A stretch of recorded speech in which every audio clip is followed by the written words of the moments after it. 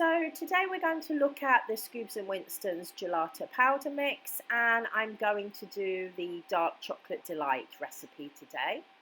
So these recipe cards come when you order online, and you can also download them via a QR code.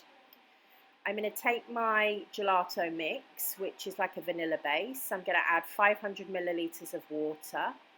I'm then going to take around 20 grams of refined sugar. And then it's best to use a pure chocolate cocoa powder, which is less sweet. I'm going to go ahead and pop that in there. That's around 60 grams.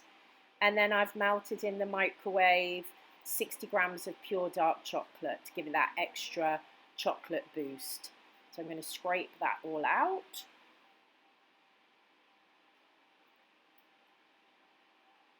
And then I'm going to go ahead and mix it with an electric hand blender, so that it gets all the powder clumps out. This is quite essential. So I'm going to go ahead and give it a good mix there. And this works best in an ice cream machine. So I have a Dumo, and I'm going to go ahead and pour my mixture into the ice cream machine.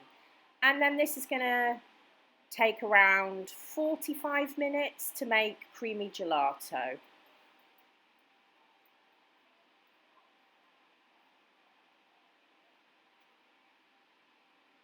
So it's looking good, it's getting creamier, and it's just about ready. So I'm going to go ahead and take my bucket out. Oh my gosh, look at that. It's so scoopable. It's like soft serve.